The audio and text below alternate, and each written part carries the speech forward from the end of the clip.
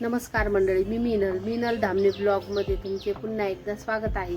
तर आज सोमवार आहे, श्रावणातले सोमवार असल्यामुळे आम्ही फराळाचं पण केलं. आणि आज मी एक नवीन अनाउन्समेंट करत आहे. तर ती काय असणार आहे तर ते तुम्हाला पुढे कळलेच काय असणार आहे ते. तर आत्ता 4:30 वाजले होते आणि बाईला पण 10व्याला जायचं होतं श्रीरामपूरला. त्याच्यामुळं बाईला ते स्टँडवर सोडवायला चालले होते. मग मी चहा ठेवला होता बाईसाठी. बाई आता तुम्हाला स्टँडवर सोडून देतात बाईला.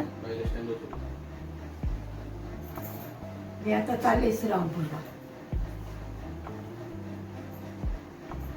गाडी 5ची लागल ना हाती. जा मग आता काय. तर मी एक नवीन बिझनेस स्टार्ट केलेला आहे. तर तो कोणता असणार आहे तर तो कळलंच तुम्हाला. काय सांगायचं का बिझनेस कोणता आहे. तर मी नवीन अंडर गार्मेंट्सचा बिझनेस चालू केलेला आहे लेडीज.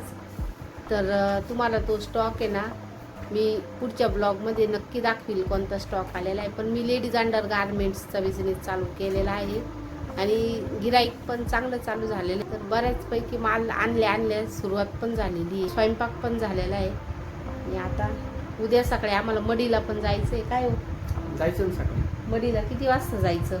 6 वाजता. 6 वाजता एवढ्या सकाळी उठाल का मी. किती 12 वाजता उठते का मग तू. नाही जाऊ आपण 7:30-8ला जाऊ म्हणजे लवकर येणं होईल. आम्ही दोघंच उद्या मडीला जाणार आहे कानिफनाथ महाराजांच्या दर्शनासाठी. आणि उद्या आता तुम्हाला तर माहिती आहे श्रावण महिना पण चालू आहे.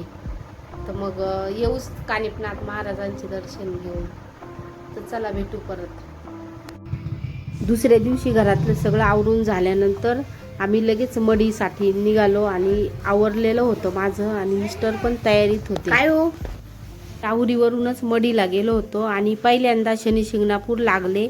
पण मग नंतर शनी शिंगणापूरला मिस्टर बोलले का येताना शनी शिंगणापूरचे दर्शन घेऊ. आणि मग आम्ही पहिल्यांदा आता मडीला चाललो होतो. आणि मग नंतर येताना शनी शिंगणापूरचे दर्शन घेतले. मडीला डायरेक्ट वरगाडावर गाडी जाते. त्याच्यामुळे ते लोक म्हटले वरती पण गाडी पार्किंगसाठी जागा आहे तर तुम्ही वरती जाऊ शकता गाडी घेऊन. मग आम्ही गाडीवरच आलो. आणि मग नंतर आता पायऱ्या चढत होतो. यांनी गाडी पार्क केली होती. आणि मग नंतर आता वरती गडावर जाण्यासाठी निघालो होतो आम्ही. दुपारचे 12 वाजून गेले होते. त्याच्यामुळं गर्दी काही एवढी नव्हती. आणि आमचं दर्शन पण मस्त निवांत झालं. छान असं एकदम दर्शन झालं. आणि ही बघा मस्त प्रवेशद्वार आहे.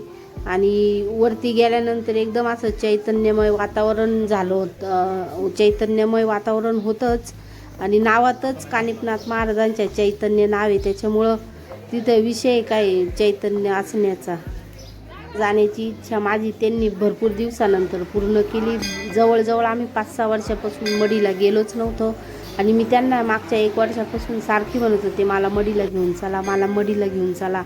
तर ते म्हणे जाऊ एक दिवस. देवाचं बोलवणे आल्याशिवाय काहीच खरं नाही राहत. शेवट देवच येते. जेव्हा बोलवतील तेव्हाच आपण मडीला जाऊ शकतो. आणि अचानकच आमचं मडीला जाणं ठरलं. मिस्टरांना सहज बोलले का हो चला ना मडीला. तर ते म्हणे हा चाल उद्या सकाळी जाऊ आपण.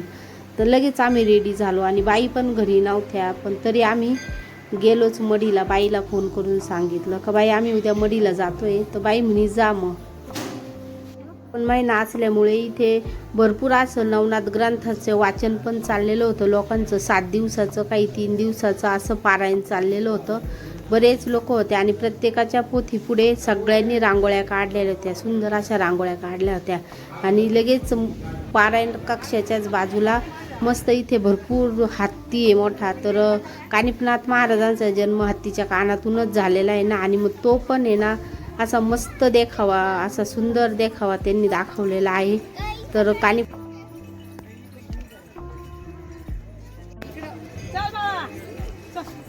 हत्तीच्या कानातून घेताना कानिफनाथ महाराजांना मच्छिंद्रनाथ महाराज आहे.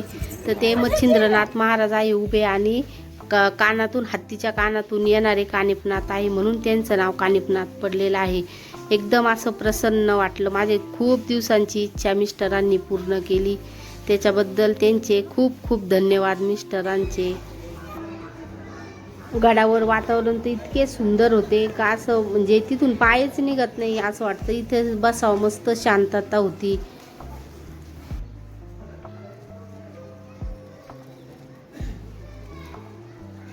पण होईल आणि आपल्या नवीन बिझनेससाठी त्यांचा आशीर्वाद पण आपल्याबरोबर राहील म्हणून म्हटलं एकदा जाऊनच येऊ. तर मग आम्ही तिथे जाऊन पण आलो.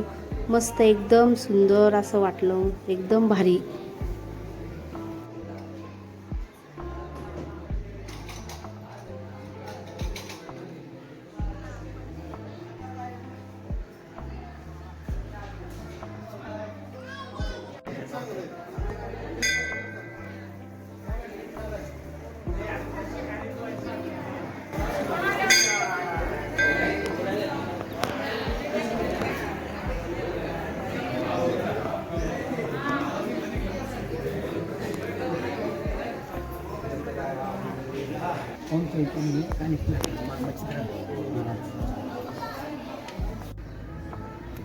आता आम्ही निघालोय घरी. 3:05 झालेले. आमचे दर्शन होता आता चाललोय घरी. आता परत घरी निघालो. तर आम्हाला घरी येऊशीच वाटत नव्हतं, इतकं मन रमलं होतं तिथं. 2-3 तास एकदम बरं वाटलं, भारी एकदम. तर तुम्ही म्हणशाल इथं कुठं आले, तर इथं आम्ही शनी शिंगणापूरला आलो होतो दर्शनाला. आणि वातावरण तर बघा, इतकं पावसाचं वातावरण झालेलं होतं, पण तरी मिस्टर म्हणे नाही दर्शन घेतल्याशिवाय पुढे जायचंच नाही आपण. आम्ही ह्या दुकानात तेल घेतलं होतं, तर ते म्हणे उडीद वगैरे मीठ तुम्हाला काही शनी महाराजांच्या तिथे ठेवून पण देणार नाही, लांबच ठेवायला लागणार आहे. तर मग म्हटलं जाऊ द्या, मग थोडंसं तेलच घेऊ. तर ते म्हणे, दुकानदार स्वतः म्हटले तेलच न्या म्हणे ताई, बाकी काही नेऊ नका तुम्ही, तुमचं तिथपर्यंत जाणारच नाही म्हणे. हे बघा, रुईच्या माळा पण बाहेरच, तिथं आतमध्ये कोणालाच काही प्रवेश नाही. पण तरी काही लोक आहेच का ते वरती चबुतऱ्यावर जाण्याचा प्रयत्न करतात आणि त्यांनी केला पण. तर ते नाही चालत, तर मग कशाला लोक रिस्क घेतात काय माहिती, देवाच्या कशासाठी हे करताय. ची शिळा बघा किती लांब आहे आणि तेल आपल्याला बघा कुठं अर्पण करायला लागतं. आणि वरती चबुतऱ्यावर जायचं असेल तर त्याचे काहीतरी चार्जेस आहे वाटतं, ती पावती फाडायला लागते असं आम्ही ऐकलं. आणि आम्हाला वरती जाण्याला एवढा वेळ पण नव्हता, लांबूनच आम्ही दर्शन घेतलं. आणि मग मिस्टर म्हटले चला आता दर्शन घेतलं तर चला घरी पटकन आता, कारण मुलगा घरी एकटाच होता.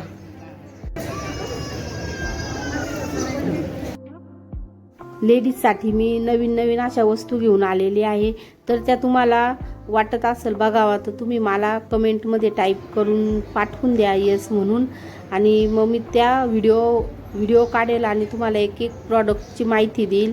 आणि मग त्या सुंदर अशा वस्तू असणार आहे, तर त्या तुम्हाला बघायच्या जर असतील तर तुम्हाला मला सबस्क्राईब करायलाच लागेल. मिनल धामणे ब्लॉगला तुम्हाला सबस्क्राईब करायलाच लागेल, तेव्हाच तर दिसतील ना वस्तू कशा आहे कशा नाही प्रॉडक्ट. आणि एकदा वापरून बघा, खात्री करून बघा कशा आहे वस्तू.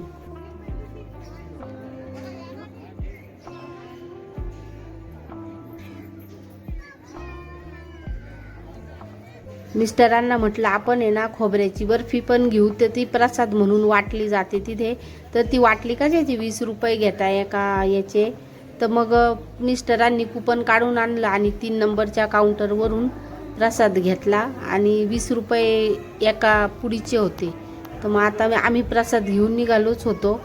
अशा प्रकारे आमचं मढी शनी शिंगणापूरचं दर्शन झाले. व्हिडिओ आवडले तर लाईक करा, शेअर करा आणि सबस्क्राईब करा. भेटू पुन्हा.